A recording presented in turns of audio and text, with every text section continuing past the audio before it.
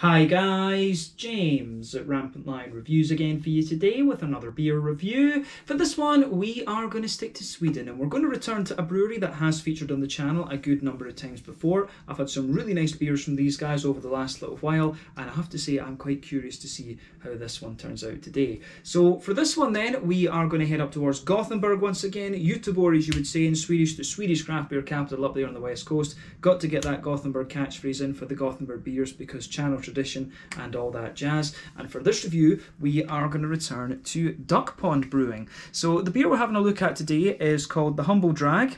It comes in at 8% ABV, and this one is a double IPA. So this beer was released as part of the Lokal och Småskalig assortment through Systembolaget here in Sweden for February of 2021, and this is the second of the two beers that I got from these guys this month. The other one was the Blooper, I believe it was called, and that was a really nice kind of big fruity sour actually, which I very, very much enjoyed. I'm sure that had like cherries, blueberries and vanilla in it if I remember rightly, but you know, it was really nicely executed, and I would say that when it comes to DuckPond Brewing, it's these big IPAs and the kind of nice juicy fruity sours that you should try from these guys. This is where they've really made their name. But yeah, very curious, as I said, to see how this one turns out. Always nice to try some new beer from DuckPond, and I hope that you guys enjoy my take on this beer as well. So let's see how we get on then. So as always with my reviews, I'll tell you a little bit about the brewery before we taste the beer. If you want to get straight to the tasting, just fast forward. All the usual links are in the video description below. That's the brewery website, the link to my other reviews that I've done from DuckPond Brewing before, and you will no doubt see more added to that list in the near future. But there's all the usual social media down there. If you want to see more reviews, do please consider subscribing to the channel. The whole channel, of course, has a geography-based tagging system, so you can go into the homepage and search for beer based on country, city, state, county, province, prefecture, whatever it is you happen to be interested in. Do check out the playlists of beers from different countries. There is one there for all the Swedish beers that I've reviewed for you, and that's constantly being added to. And as always, please do get in touch and let me know some of the other beers and breweries that you guys would like to see me review. It's always great to hear from you guys that are watching the videos, and the support that you show the channel is hugely appreciated. So anyway, to tell you a little bit about DuckPond Brewing then, on to my brewery notes. So DuckPond Brewing, as I've told you many a times before, were previously known as Mikrofonbryggeriet, and this is the brainchild of Nicholas Sarsevitz, who is a singer and songwriter for the band Millencolin, which has been making music since 1993. So the band was originally based in Örebro, out to the west of Stockholm, and they took a break, and so Nikola moved to Gothenburg. And in 2013, he began homebrewing with his friend Christian Silva while he was studying international marketing in Skövde.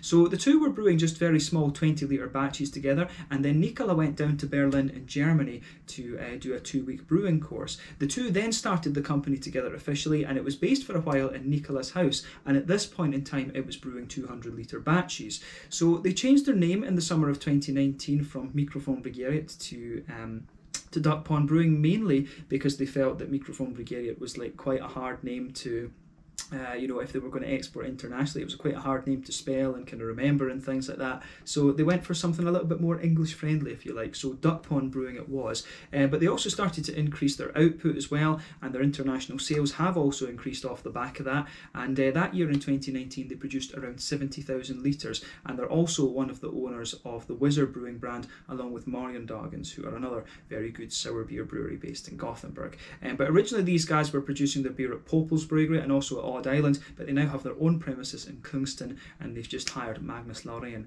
as their head brewer. And as of February 2021, when I'm filming this review for you, there's been 25 beers released under the DuckPond name, and I think there was maybe about 15 or so that were released previously under the Mikrofonbryggeriet name, and I think I reviewed like 2 on the channel or so. So I guess this one I think is maybe about my 10th or 11th review involving the company that is, you know, DuckPond Brewing, formerly Mikrofonbryggeriet. There's 2 Mikrofon reviews if I remember rightly, then there's been about 7 or 8 DuckPond reviews after that. So yeah, that's all I can really tell you about DuckPond Brewing for the moment. I still need to go and listen to Millencolin actually and see what they're all about. I do need to try and remember to do that. I always say I'll do that in every video, but I always forget.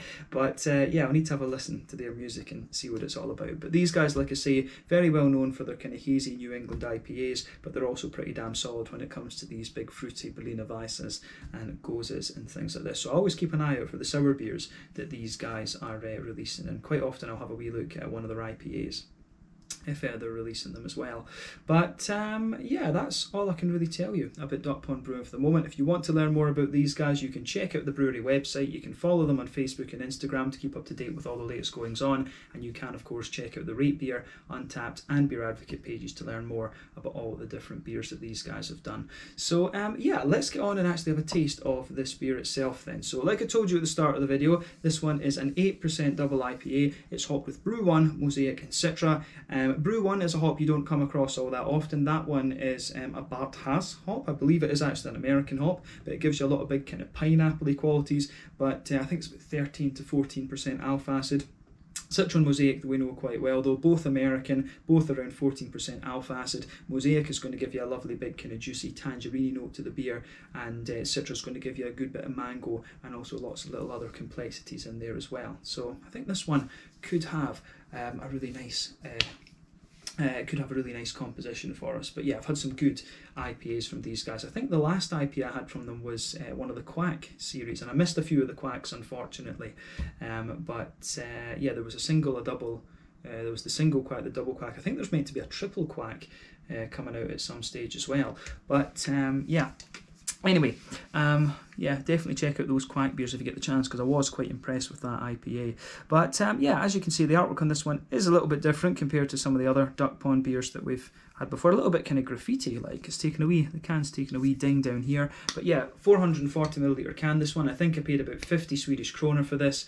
So that translates to roughly €5 for the can, about £4.50 or something like that sterling, and then about $5.50 American. So yeah, should be quite an interesting one this. But yeah, let's get this guy out and we will get on with the tasting then. 440ml can, double IPA coming in at 8% ABV. Curious to see whether it's going to be a New England. I think it probably will be, because it says it's got wheat and oats in it. So yeah, should be pretty cool. The artwork on this one, by the way, is by Jonas Linden.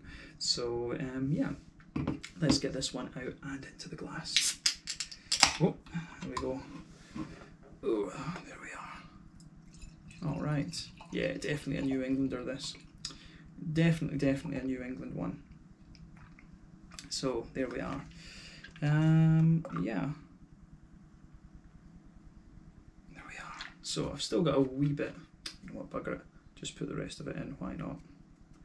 There we are. I always do that. Seem to be doing a lot of that lately. Can's taking a wee bit of a dent up here as well actually. Maybe this one kind of fell out of the Systembolaget tray or whatever. I don't know. But yeah, there we go.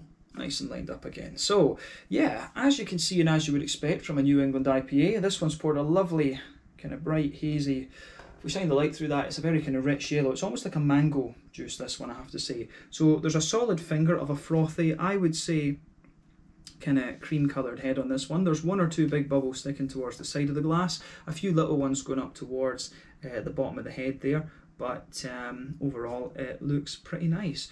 So yeah, I mean, in terms of a New England IPA, there's nothing particularly surprising about this one. Remember, when it comes to the colour of these beers, it's dependent on 1, the type of malts that you use, and 2, the length of your wort boil. The longer you boil the wort, the more the sugars caramelise, thus you get a darker colour. But then again, yeah, first variable is the most important one in determining the colour, you know, the kind of part of the spectrum that the colour is going to be in, should we say. But yeah, the level of haze in this one for an 8%er, this isn't the soupiest and gloopiest of 8% double IPAs that you're going to come across. But remember, the haze is dependent on the wheat and the oat content. It varies from brewery to brewery.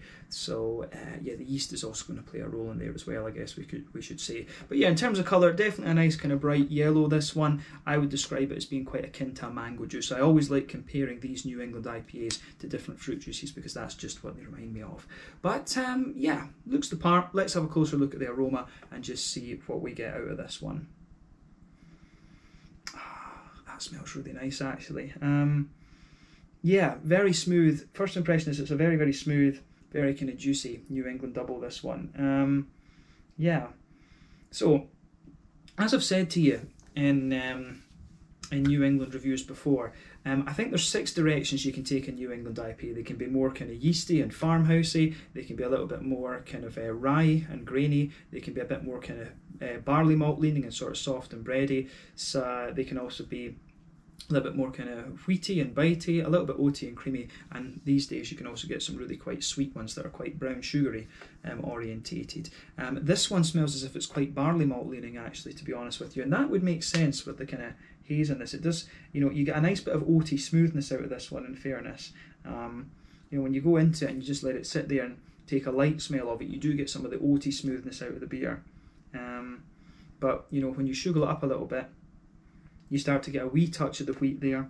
But I think this one, it's most like the yeast, the oats, and the sort of barley malt that are playing a big role in this one. So for me, this one's got a lovely kind of soft, white bready backbone to it. You can definitely smell some of the nice kind of oaty kind of smoothness coming out of the beer as well. Little touch of wheat in the back of the nose if you take the aroma in quite deeply, definitely. But yeah, like I say, the wheat is not the most prominent thing in the backbone of this beer. The yeast obviously will be playing a role with this one as well, and sort of giving you a bit more of that bready character. But yeah, soft white bready notes, little touch of bread crust in there, some smooth oats, and a little touch of a wheaty bitey quality in there as well. So yeah, I like how I do like how all of that goes together. There is a wee touch of a Werther's Original kind of thing. You know, you always get a wee bit of kind of brown sugary sweetness from the alcohol notes in the beer. But yeah, the how do you say? Yeah, the kind of malty side of this beer, I think, goes together pretty nicely. Actually, just a nice soft bready base to it. I think there's not too much more in the aroma than that, to be honest with you. Quite straight shooting in that sense. But yeah, on the hoppy side of things then, what can we say about that? Yeah, the hoppy side of the beer, the green component for me, there's a teeny little bit of earthiness from the mosaic. It's got a nice, quite soft floral note to it. I don't find the floral notes overly kind of punchy in this one, to be quite honest with you. Sometimes they can be really bright and deep and floral, but this one for me, you know, if you take the aroma in a bit more deeply, yeah, you'll get a good bit of floral character out of it. But I really feel that the sort of lighter kind of grassy notes come out of this beer quite. The grassy notes really come out of this beer quite a bit more than the floral side of things.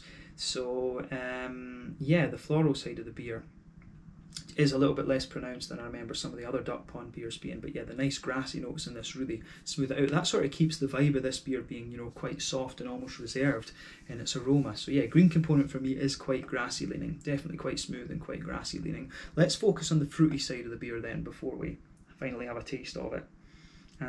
So yeah, again, the fruity side kind of matches in with everything else. It's nice and soft, it's quite juicy. So for me, you get a lot of the tangerine orangey notes coming out of this one from the mosaic. That kind of dominates the fruity side of things for me. But, you know, you can get a wee bit of the pineapple-y notes from the Brew 1. Definitely you can smell that softer pineapple kind of mixing in with the tangerine notes.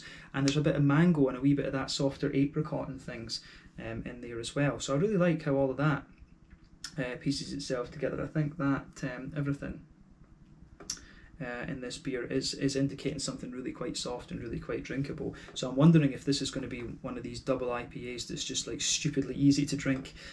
So we'll see about that. We'll definitely see about that. But a lovely aroma out of this one.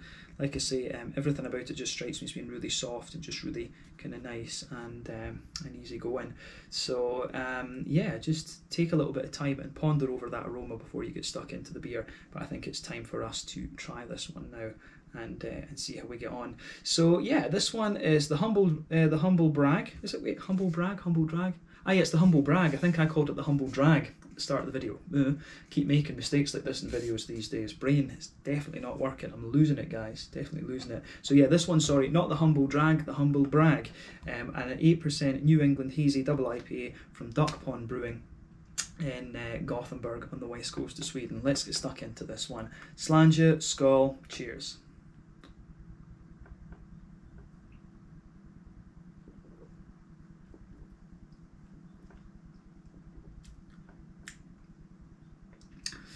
Yeah, that's pretty damn good. That is pretty damn nice. Again, it's one of these ones that's just, it's stupidly easy to drink for an 8%. You know, these New England IPAs are quite dangerous, I have to say. They are quite dangerous in that sense. But yeah, it's another lovely beer. I'm going to say thumbs up to to DuckPond Brewing for this one. I think they've done a nice job with this beer, definitely.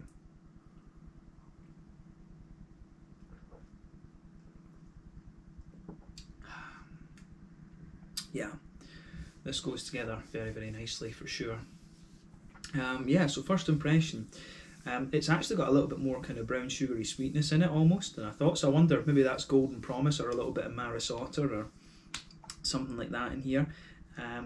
But yeah, it's got a lovely smoothness to it. A lot of the bready stuff that I was talking about, the breadiness, the yeastiness and things like that, and the softness of the malt base holds true, but it is a little bit sweeter than I was thinking it was going to be. I'm just surprised that that doesn't come out in the aroma a little bit more, but the grassy side of things and the fruity side of things is kind of what I was expecting about the aroma. So definitely sweeter than I thought it was going to be, but everything else that you could kind of pick up from the aroma about this beer holds true actually. But yeah, thumbs up to DuckPond Brewing once again. I think they've done a solid job with this one. Lovely stuff once again.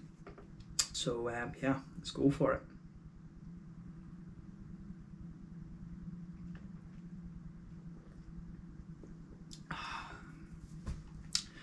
So yeah, in terms of the malty side of this beer, then I mean, straight away with this beer you get that nice kind of smooth, soft, white bready quality that just blankets the middle of your tongue. So I really like how that goes together. Yeah, it's got a big sort of thick and smooth white bready character. Going across the middle of the palate there.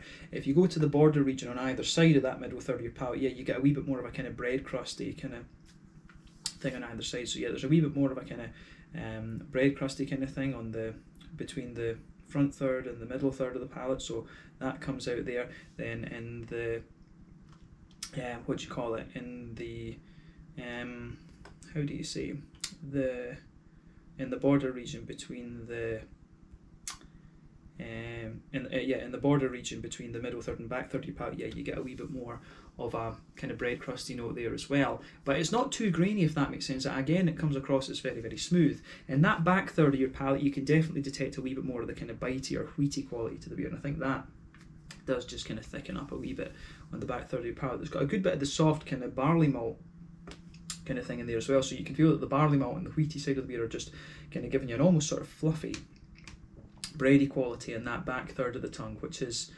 quite nice. So yeah, the beer feels a little bit thicker in that back part of the palate, but then as you move further forward, the thickness just kind of drops down a little bit.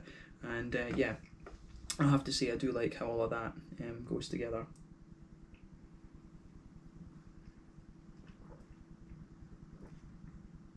Yeah, malty side of this beer is really nicely executed. So again, thumbs up to DuckPond Brewing for this one. I like how that pieces together. But yeah, in the middle third of your palate, as I say, on top of that soft kind of white bready base, you get a nice kind of smooth. You do get a very nice smooth. How do you say, kind of oaty kind of character coming out of this one. Yeah, there's a nice kind of smooth oaty sort of character in there as well, and that just sort of the oats don't really give you so much in terms of flavour, if that makes sense. It's more, I always find the oats, they can give you a little touch of sweetness to the beer, definitely, but the oats really give you just the kind of smoothness. It's that kind of, oats almost give you this sort of powdery smoothness to a beer, if that makes sense. I've been getting into oat milk recently. I've found that I really like oat milk actually, and a lot of that's on the back of some of these New England IPAs. So yeah, you can just taste the oatiness kind of coming out. It's almost like you've got a middle line that goes right down your palate, and you can feel the oatiness just kind of sitting in there, and the sort of soft white bready notes just kind of sitting in underneath that as well, which I really like. But if you go into the centre of your palate, in the very centre of your palate, you do get quite a big Werther's Original sort of butter candy type thing out of this. It's maybe even leaning towards being a little bit caramelly. So remember, when it comes to alcohol flavours, they tend to come out kind of akin to brown sugars really. So you get quite a bit of that big sweet brown sugar in there, and as you move further out from the centre of the palate, it gives you a more kind of light Werther's Original type quality out of the beer. So yeah, I really like how that goes together. So yeah.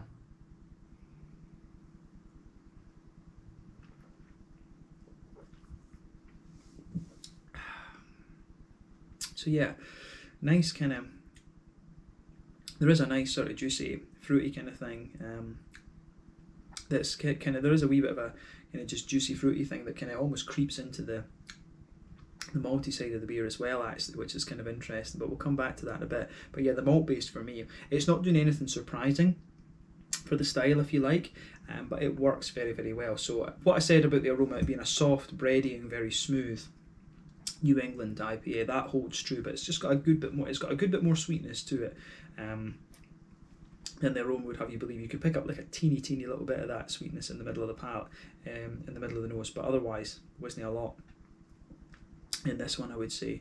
So yeah, it's definitely an interesting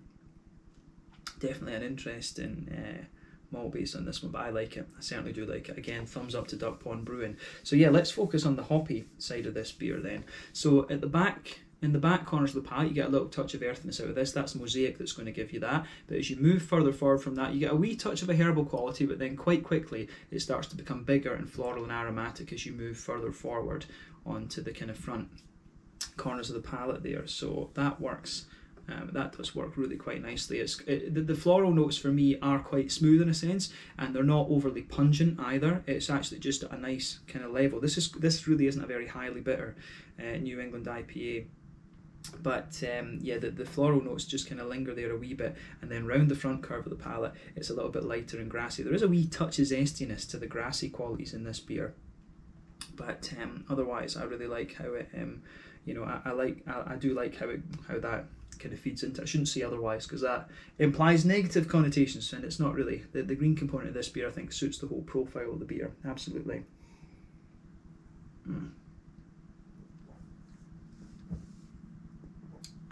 But yeah, the green component of this is really nice. I think it does, the more you drink of it, the more it leans towards that grassy side of things, as it was doing in the aroma earlier. And just a wee touch of zestiness there, like I say. But yeah, I think that covers the green component quite nicely. A little touch earthy, a little bit of floral notes. The floral notes do kind of push their way out a wee bit more into the aftertaste, but I think the main component is the big grassiness in it. So yeah, thumbs up to DuckPond for this once again. But yeah, in terms of the fruity side of this beer then, what can we say about that? So yeah, as I always say, on the front third of your palate you get that nice oily bubble where those juicy fruity esters just roll their way out of the beer. So on that kind of how do you say, on the front, in the border region, and that between the front and the middle third of your palate there, again there's a wee bit of a bread crusty note there. You can feel a little bit of the kind of oaty thickness in there underneath, and quite a soft bready note, and then it is a bit of the oatiness and breadiness that forms the base of that front third of your tongue. But yeah, at the back of the front third of your tongue you get a wee touch of a kind of passion fruity note there. Just minimal though, but the rest of the beer is very, very soft. Lots of juicy mango in there. You can definitely feel the softer pineapple as you reach the kind of middle of the kind of front third of your tongue, and then on the front half of that front third of your tongue, definitely it is all about that kind of juicy tangerine note from the Mosaic, and then there is a wee bit of a lemony zesty sort of thing when you reach the very grassy tip of your tongue there. I think that would be the Citra that is most likely to give you that. But yeah, the fruity side of this beer, I think, goes together really nicely, and it feels a little bit oily as well, which suits the sweeter components of the beer too. So yeah, this is a, as I say, it's a lovely New England double IPA, this one. It's really nicely executed, and that's what we've kind of come to expect from DuckPond Brewing. They've got really soft and very drinkable New England IPAs actually. So yeah, this is definitely a brewery you want to check out if you enjoy this style. Absolutely.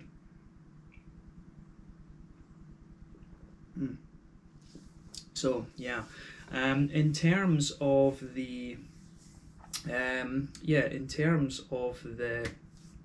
mouthfeel then, to round off the review, I would say that this beer is pretty much right in the middle of the spectrum. It's mid-bodied, smooth carbonation. For a New England IPA, I'd say that it leans a little bit more towards the slick and oily side of things. In terms of IBUs, I think this is, you know, standard 25 IBUs. I wouldn't be surprised if it's less than that though. Remember, the IBU count is my weakest part of beer reviewing, absolutely. See, it's quite a low IBU beer, this one. You've got a nice kind of soft, bready, malty base to it. And I'd say the malt, that's it. The beer does have a good little bit of sweetness, but then when you go further into the aftertaste, it's the breadiness and things that really kind of start to take over in this one. And the fruits, like I say, there's a little touch of oiliness to them, but overall they are just very, very juicy. But yeah, this is a lovely Very easy drinking New England double IPA, this one, and I think DuckPond have done really, really well with this one once again. But these days, that doesn't surprise me. These guys really know what they're doing. But yeah, let's leave it at that for this one then. This has been an interesting beer to review for sure. So yeah. The Humblebrag, a double New England IPA, or a New England double IPA, I should say, whatever way around you want to say it. 8% ABV, really nicely done, very soft, very juicy, little touch of sweetness to it, and I think it just really works. So again, well done to DuckPond Brewing for this one. So yeah, let's leave it at that then. Once again, thank you for watching my beer reviews. Until the next time, please like, subscribe, share, all the usual YouTube stuff. Let me know your own thoughts on this beer in the comment section below. Let me know what your favourite beers are from DuckPond Brewing. We will of course return to these guys at some point in the fairly near future, but in the meantime, thank you for watching, and I will catch you guys in the next review. Slàinte, skål, cheers. Make sure you check out DuckPond Brewing, check out my social media, and I'll catch you guys on the next review. Cheers.